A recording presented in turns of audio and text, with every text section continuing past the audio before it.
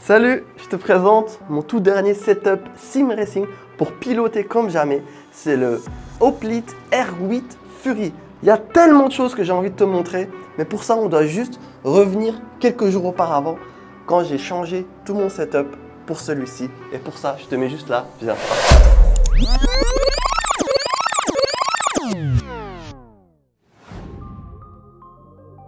J'ai ce setup Sim Racing depuis 4 ans. 4 années à rouler avec ça. Ce setup, il va changer. Je vais tout démonter. C'est un truc de fou. Alors, peut-être que c'est rien, mais pour moi, c'est quand même assez émotionnel parce que je ne change pas de setup Sim Racing tous les jours. C'est la première fois que je change vraiment de setup. Je vais tout démonter. Suis-moi. En fait, avant de tout démonter, ce qui est cool, c'est que le setup en fait soit mobile. Et en fait, j'ai trouvé un truc sur Amazon trop pratique parce qu'en fait, mon Simu, avant, je le mettais sur des roulettes, mais je me suis rendu compte que c'était pas pratique parce qu'en termes de stabilité, c'est pas fou. Et donc, en fait, j'ai acheté quelque chose. Et l'objet, c'est ça. En fait, ce sont des sortes de plaques en fait que tu fais bouger, genre des machines à laver et tout. Et tu as une sorte de pied de biche. Et en fait, ça permet de soulever le Simu, de les mettre sur 4 roulettes. Et ça fonctionne super bien. Regarde, je te montre. Et regarde maintenant un Simu qui pèse, je sais pas moi, 150 kg ou peut-être plus. Regarde maintenant. Bah, je peux le bouger comme je veux, en toute sécurité pour pouvoir effectuer des manipulations. Et ça c'est vraiment sympa. Là maintenant, on va commencer à démonter l'écran et on va tout sortir.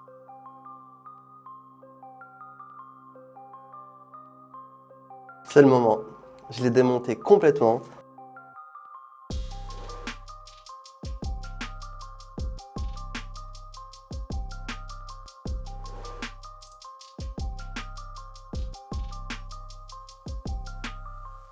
Le plan de travail est prêt. Maintenant, je prends la notice.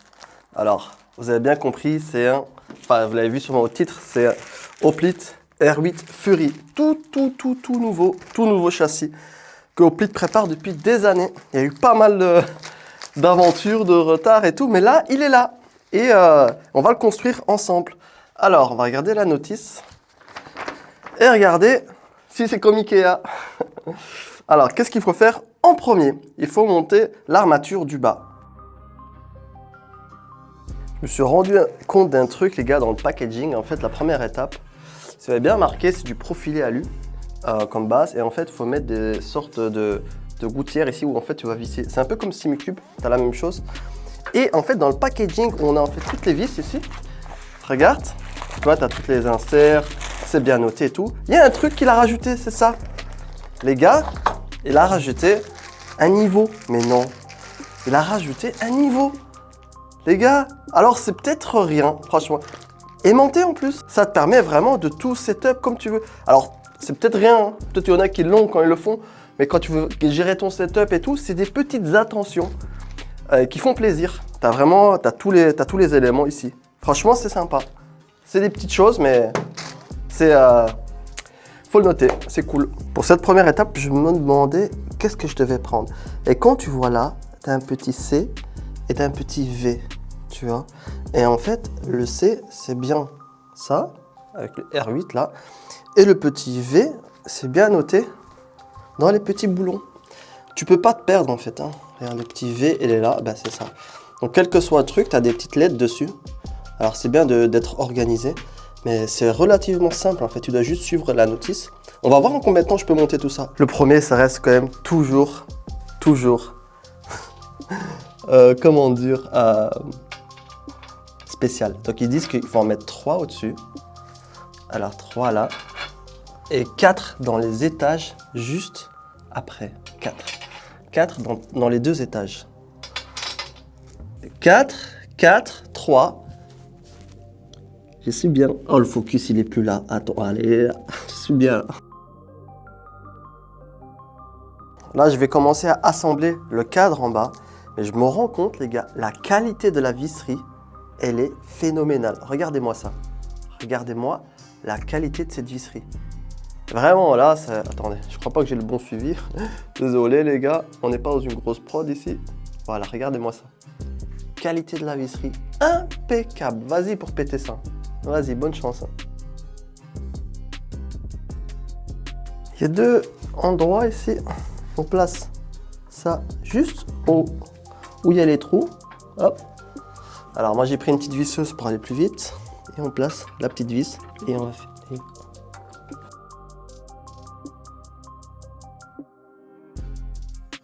Et maintenant, la prochaine étape, c'est de mettre les pieds. Et je voulais te montrer le pied que c'est. Regarde le pied, mec. Oh, regarde-moi ce pied. Regarde-moi ce pied. Tu comprends? Regarde, je compare avec mon ancien setup. Hein. Ça va? Ça, c'est le pied de mon ancien setup. Ça, c'est le pied du nouveau setup. Voilà. Incroyable. Rotulé en plus, tu vois, qui bouge dans tous les sens. Au cas où, pour vraiment essayer. C'est pour ça que le truc à niveau est là. Mais regarde-moi ce truc, quoi.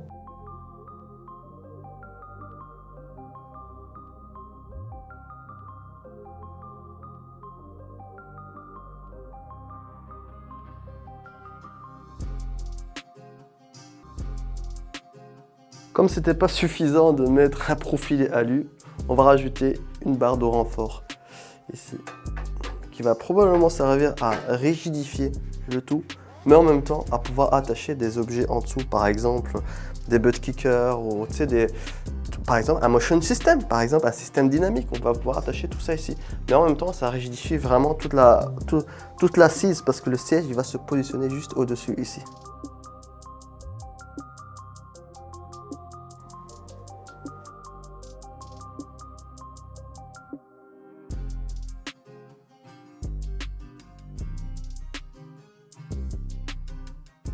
Quand je suis en train de positionner le pédalier, je me suis remarqué d'un petit truc, les amis. Regarde, en fait ici, tu as deux étages. Tu as un étage supérieur et tu as un étage inférieur.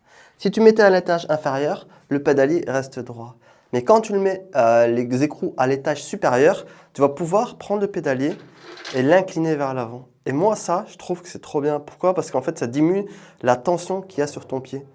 Donc c'est vraiment très bien pensé parce que si tu fais pas ça, ton pédalier est obligé de rester droit. Donc, il y a deux étages qui ont été prévus pour avoir cette pédalier inclinée vers l'avant. Il y en a beaucoup qui aiment bien l'incliner vers le haut, mais ça, c'est plus pour une position monoplace. Mais quand c'est incliné vers l'avant, bah, ton pied, il est relax en fait, tu vois. Tu n'as pas besoin de chipoter dans ton pédalier. Et ça, franchement, ça, c'est un truc que je voulais depuis très très longtemps.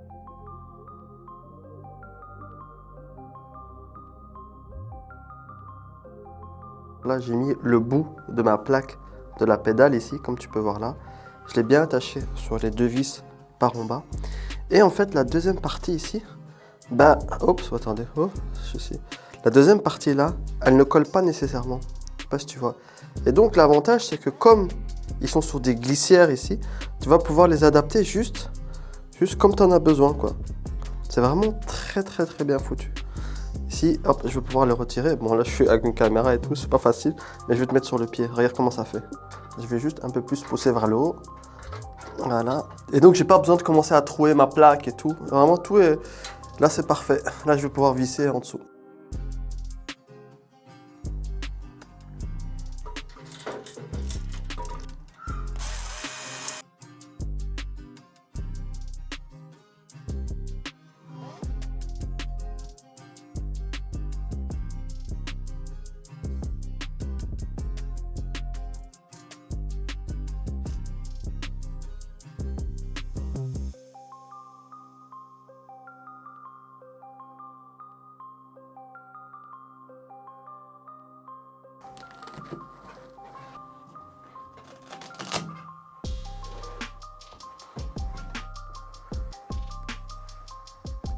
Voilà les gars, premier aperçu maintenant de la première partie du setup. On a mis le pédalier, on a mis l'armature pour déposer le volant, on a mis le siège. Tout est encore en hauteur. Maintenant, il faut commencer à mettre tout ce qui est accessoire en fait. On va essayer de mettre tout ce qu'il faut en haut là, même au niveau du volant. On va essayer de mettre ça bien. En tout cas les gars, je suis déjà super content. Alors je sais pas comment déjà vous trouvez le résultat. Yo les gars, c'est parti. Alors deuxième jour, je me suis un peu changé. J'ai voulu faire les choses bien petit à petit. Et donc là, cette fois-ci, on va passer à l'étape des accessoires du setup. Et donc là, je l'ai retourné pour que vous puissiez mieux voir. Mais en gros, là, ce qu'on va faire, c'est qu'on va mettre ici maintenant la partie accessoire, c'est-à-dire frein à main qui est démonté juste là, voilà. Et shifter qui est là, pour le rallye, pour tout type de voiture. Et donc on va installer tout ça petit à petit. Je vais vous mettre ça en time-lapse. En tout cas, j'espère que tu passes un bon moment dans cette petite conception de setup. À la fin de la vidéo, je testerai ça et je te dirai ce que j'en pense. Mais il y a encore plein de trucs qui vont arriver, ça va être sympa. Vas-y, on va commencer à installer.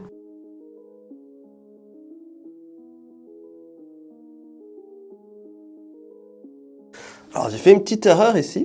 J'ai en fait un support que je vais pouvoir positionner ici. Mais le problème, c'est que je devais rentrer 4 trucs à l'intérieur. Mais ici, c'est bloquant. Mais quand tu montes le châssis, je ne savais pas que j'allais mettre les trucs sur le côté. Donc il fallait les mettre au début.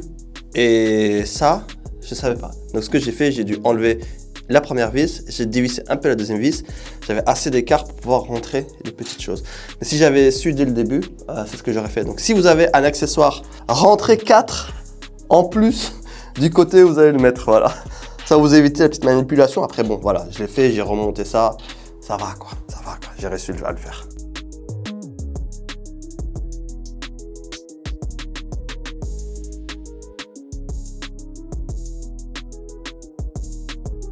Comme tu peux voir là, je viens d'installer maintenant le support frein à main et boîte à vitesse. Et en fait, tu vois que tu as 2 autres positions que tu peux soit avancer la position jusque là ou alors la reculer.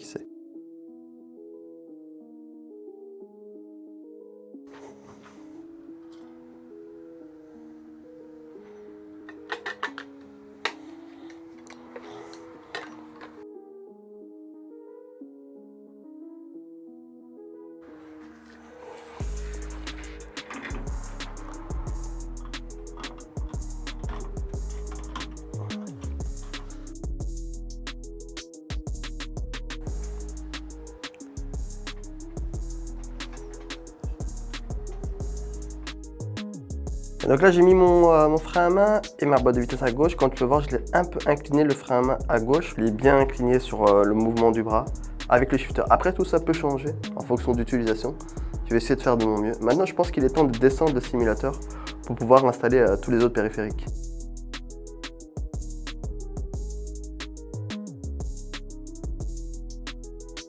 Ce qu'on va faire maintenant, c'est que on va regarder un peu la hauteur du truc et on va pouvoir régler le setup en fonction du niveau. Je pense que c'est la bonne étape maintenant pour vraiment que tout soit parfaitement droit.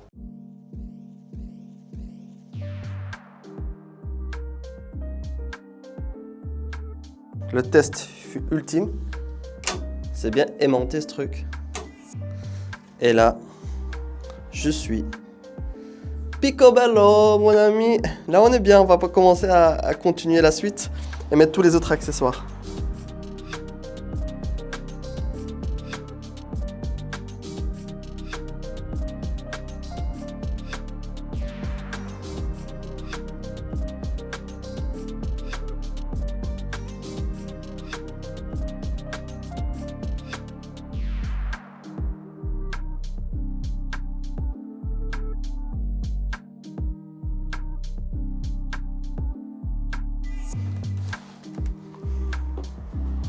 On met bien la jambe et on positionne au milieu. Est-ce que le niveau est bon? Le niveau est ok. Bille là pour ne pas abîmer le beau blanc. Donc je vais le mettre juste en dessous pour pouvoir la visser. Juste là, comme ça. Je dois vous avouer, c'est assez satisfaisant quand même hein, de monter son châssis. Je sais pas pourquoi je trouve énormément de plaisir à le faire. J'espère que ça va se retranscrire dans la vidéo. Au moment où je tourne, j'en sais rien. Bon, en tout cas, moi, je me régale à monter ce châssis petit à petit. Tu vois, là, ça fait vraiment en fait un petit antidérapant pour pas abîmer le blanc qu'il y a derrière. Franchement, c'est pour l'instant, j'ai 0 accro dans le montage de l'écran et du châssis au total en fait. Déjà là, on est à une première étape classique et là, ça commence déjà à prendre forme. C'est juste trop beau, blanc et noir, avec les composants noirs et tout. Ah là là, ça fait plaisir, c'est assez satisfaisant, je dois l'avouer. Bon, maintenant on est parti pour ajouter encore des accessoires.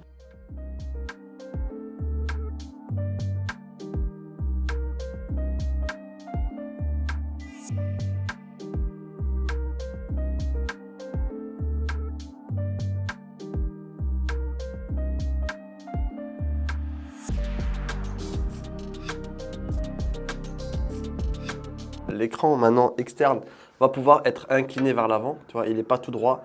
Ils ont prévu le truc, tu vas pas avoir un torticolis quand tu regardes. Donc ce qu'on va faire, c'est qu'on va mettre un nouvel écran. Et justement, Hoplite a un nouveau partenaire, c'est Japan Next. Ils m'ont aussi fourni un écran, merci à eux. Et je vais le déballer avec vous et je vais l'installer en haut. Vas-y, viens avec moi.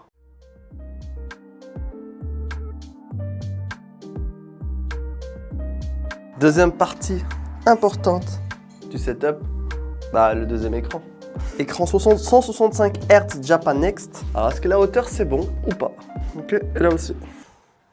Alors, vous en pensez quoi, les amis? Est-ce que c'est pas un peu trop bas? C'est là où il faut commencer à régler les choses. Tu vois bien que c'est un peu... Bon, il y a un petit souci là.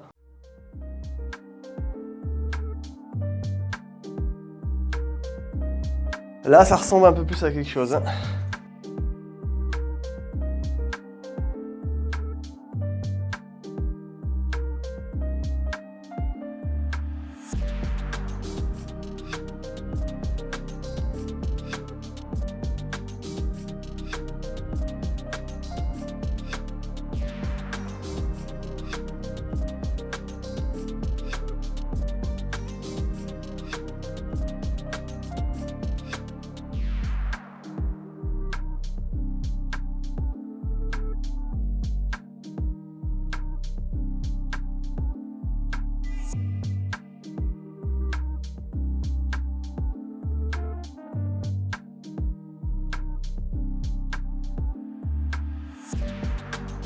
L'avantage de bosser avec des châssis comme ça aimantés, c'est qu'on va pouvoir poser plein d'accessoires aimantés.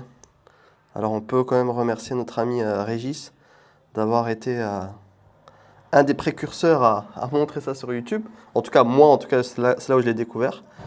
Et là, donc, je mets en fait des accessoires aimantés pour pouvoir déposer mon clavier. Et donc, à la place de mettre ce genre de plaque, parce que bon, c'est pas très adapté vu que c'est plus petit, eh bien, je vais pouvoir coller des aimants derrière et le positionner comme ça. C'est le moment du câble management, c'est ce qu'on va faire pour pouvoir rendre ce setup magnifique. Et pour ça, j'ai fait énormément de choses. J'ai galéré, j'ai mis à gauche, à droite et tout. Mais franchement, pour tout le câble management, ça nécessite une vidéo juste à elle-même. Et pour ça, j'en ai préparé une, donc abonne-toi pour pas la rater. Ce sera une des prochaines vidéos qui va arriver. J'ai vraiment tout filmé, j'ai filmé toutes mes étapes, comment j'ai fait pour pouvoir cacher vraiment tous les câbles. Maintenant, on va tout connecter, installer et faire le test.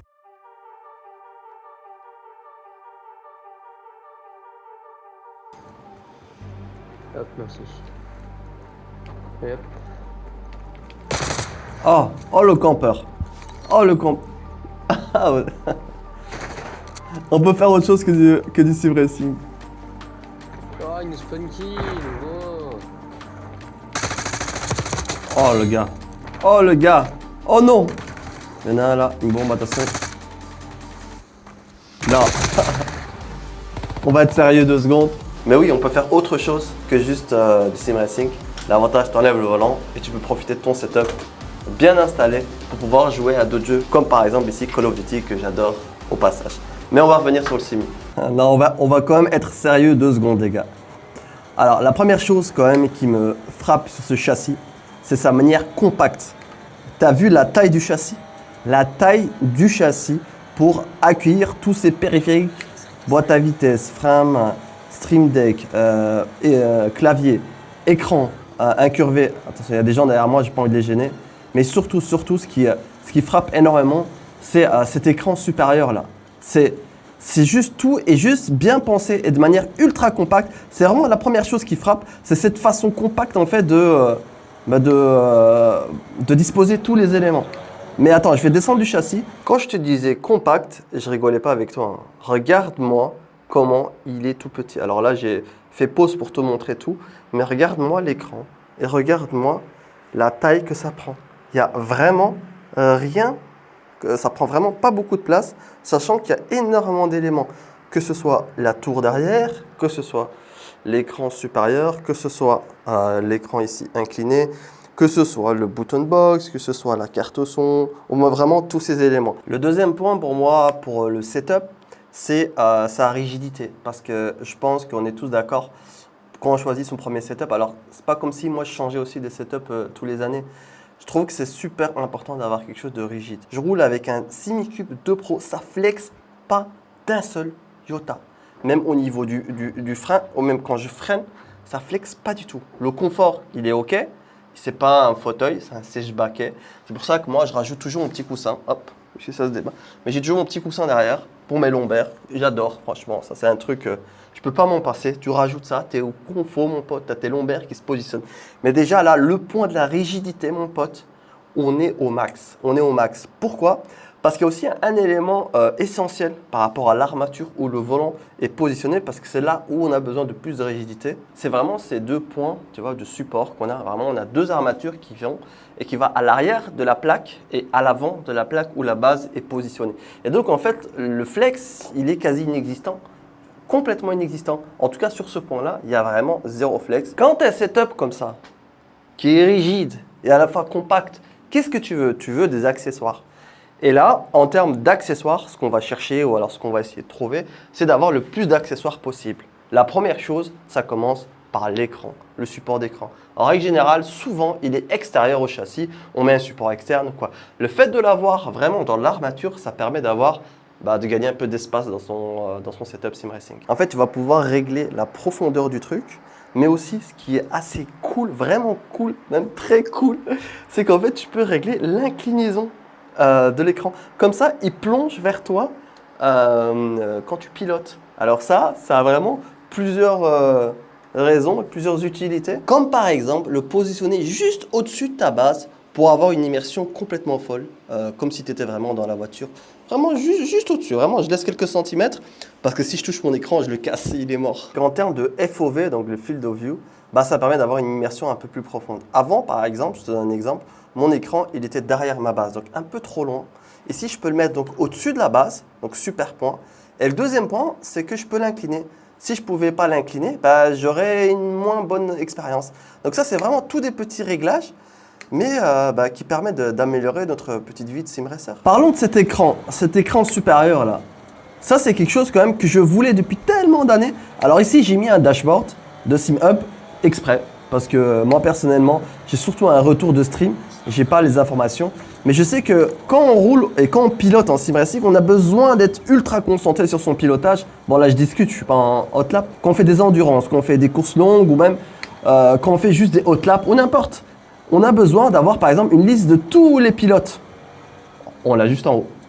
On a besoin d'avoir les informations sur la piste, elle est juste là à droite. On a besoin d'avoir plus de data par exemple sur le brake bias, sur les secteurs, sur la température des pneus, on peut les avoir là. Mais là, on a vraiment énormément d'infos qu'on va pouvoir customiser à souhait. Et juste en levant la tête, pour ne pas perturber le pilotage, on a accès à cette information. Et la deuxième chose, c'est que quand on possède un ultra-wide comme le mien, ici, avant, ce que j'avais, c'est que j'avais un écran à gauche ici. Mais le problème, c'est que quand tu as un ultra-wide, tu n'as pas énormément de place. Tu es là, tu regardes tout à gauche, ça va pas. C'est pas comme un triple screen. Triple screen ou ultra-wide, mettre un écran à côté, c'est compliqué. C'est pour ça que la solution, c'est de le mettre en haut. Par contre, si tu as un écran plus petit, là, tu as la possibilité de le mettre à gauche, c'est pas trop dérangeant. La plupart des gens, ce qu'ils font, c'est qu'ils mettent des stands externes. C'est-à-dire tu mets ton stand externe et tu attaches ton écran dessus. Ici, c'est intégré au châssis. L'autre point essentiel après l'écran, ce sont les périphériques autour. Et là, tu vois, pour pouvoir pallier au problème de… les gens veulent avoir des éléments. Comme par exemple, là, j'ai mon Stream Deck. Avant, il était sur un meuble vraiment loin, ou alors là-bas à gauche. Et pour pouvoir le toucher, je devais limite faire ça, aller sur le meuble pour pouvoir aller appuyer sur les boutons. Et le fait de l'avoir à côté, sauf quand on est sur du profilé alu, là, on a vraiment des attaches dans tous les sens. Mais là, on est vraiment genre, tu roules, hop, tu changes ton truc, tu peux lancer des éléments. C'est vraiment juste à côté du doigt et en même temps, ça ne te gêne pas dans ton pilotage. Et cette position-là, en tout cas, c'est la mienne, je la trouve juste parfaite par rapport au Stream Deck. Et il tient en fait, grâce à ces des petits bras, des petites broches que tu serres bien. Et en fait, quand tu serres ici, puis après tu serres là, puis tu serres là, puis tu serres là, ça bouge. Alors là, j'ai laissé un peu de jeu pour pouvoir avoir une modularité, mais je pourrais le serrer à fond pour qu'il bouge plus du tout, tu vois. Là, par contre, regarde, c'est vraiment du solide. C'est super pratique en fait, juste pour positionner tous les éléments que tu as besoin là où tu veux. Alors ici, ce Stream Deck, il est vraiment en version bêta parce qu'il va y avoir bientôt une plaque qui va être exactement comme la taille du Stream Deck. Et ce Stream Deck, je l'ai aimanté, tu vois, petit aimant. Et là, je suis bien. Boîte à vitesse, shifter ou alors frein à main. J'ai vraiment positionné ça ici un tout petit peu sur le côté et c'est super stylé quoi. Là, hop, je peux faire les shifters. Je l'ai mis un peu à gauche pour vraiment être tout proche de moi et à côté du volant. En plus de ça, j'ai mis ma carte son qui en fait tient mon casque, mon micro et tout. Je l'ai collé en fait avec du double face. J'ai attaché mon bouton d'urgence juste à côté, encore une fois avec du double face. Il est obligatoire pour pouvoir utiliser le Simicube que tu as là. J'avais quand même quelques doutes par rapport à ce support de la tour. Et franchement, je trouve que ça fait tellement le boulot. Regarde-moi comment la tour est bien positionnée. Alors il y a deux trucs élastiques ou je sais pas quoi dessus. Regarde, quand je pose la tour, bah, elle tient. Bon, je suis pas sur un setup dynamique encore. Mais bon, qui sait. Mais là, en tout cas, regarde comment elle tient bien la tour. Franchement, c'est juste trop pratique et ça économise tellement de place. Tous les tours que je vois à côté des setups, là vraiment, on est aux petits oignons. Élément qui n'est pas un accessoire. Peut-être que c'est moi qui aime bien cette position, mais je trouve que c'est tellement plus confortable d'avoir en fait son pédalier un peu incliné vers le bas. Et encore une fois, ça supporte la plaque du Simicube, les gars. Simicube, hein, Active Pedal. Et zéro flex, vraiment zéro flex. Regarde quand je mets mes pieds dessus. En fait, là, par exemple, si je mets mes pieds sur le côté, j'ai ma position naturelle de mon pied. Tu vois, là, j'ai ma plaque et en fait, j'ai la position juste naturelle. Si maintenant, le pédalier ou la plaque, elle devait être horizontale, ça veut dire que je devrais avoir mes pieds comme ça. Et là, en fait, j'ai une tension juste ici qui n'est pas naturelle. Et quand tu roules des longues heures, c'est un peu lourd, quoi. Donc, qu'est-ce qui se passe? Tu es obligé de régler ton pédalier un peu plus bas et tu perds en profondeur, en fait. Là, tu peux vraiment le régler tu peux vraiment profiter de toute l'étendue en fait de ton pédalier. Je sais pas, moi je me dis que tu vas peut-être juste acheter la base, tu vois, genre le siège avec le châssis, sans par exemple la boîte à vitesse, sans par exemple le support écran, j'en sais rien, hein. Peut-être que tu vas commencer comme ça, ou alors juste avec le support écran. Puis après à un moment donné, tu te dis, je suis sur PC, je vais ajouter ma tour sur le côté. Et ensuite, tu te dis, je vais ajouter un quatrième écran parce que j'aime bien avoir, par exemple, tous les éléments du dashboard. J'aime bien avoir tout le classement du leaderboard, regarder leur chrono, regarder mes températures de pneus. Tu pourras pouvoir l'ajouter dans le futur. Ça, c'est son caractère évolutif. En plus de ça, comme en fait la base, elle est ici en profilé alu, tu vas pouvoir y ajouter tous les accessoires que tu veux. Par la suite, un truc qui monte vers le haut, qui est externe en fait à l'écosystème Hoplite. Ou alors par la suite, tu te dis, j'ai envie d'acheter un Stream Deck et j'ai envie de mettre tous mes boutons. Ou alors j'ai envie d'acheter un button box. Tu vas pouvoir évoluer vers vraiment là où tu veux quoi au final. Même sur du dynamique, tu verras, il y a des vidéos qui vont sortir où je vais te montrer aussi le caractère dynamique possible de ce setup. Et si maintenant c'est le prix qui t'intéresse d'ici, tu dois savoir deux choses. La première chose, c'est que la base du setup, elle est à 650 €. Ouais, c'est Hoplite quoi. Hoplite, tu connais pour le GTR S8, je pense. Tu sais que c'est imbattable qualité-prix. Là, on est plus ou moins juste la base, 650 €. Et je crois que c'est 50 €, 100 € plus ou moins pour les accessoires. Et ici, en fait, la commande va être plus ou moins, enfin, le début des commandes, ce sera vers début février, donc vers le 10-12 février. Je mettrai toutes les informations en description dès qu'ils sont là. Qu'est-ce que tu penses de mon nouveau setup? Mais ce que tu vois là, et je ne sais pas si c'est une bonne nouvelle ou une mauvaise nouvelle, j'en sais rien. Ce que tu vois ici, c'est la phase 1 de mon nouveau setup. Il va y avoir une phase 2. Et pour ça, il faut que tu t'abonnes à cette chaîne. Parce que je vais transformer ce setup encore. Et je vais essayer en tout cas, avec tous les setups que j'ai visités, d'aller le plus loin possible pour faire un setup ultime avec cette base-là.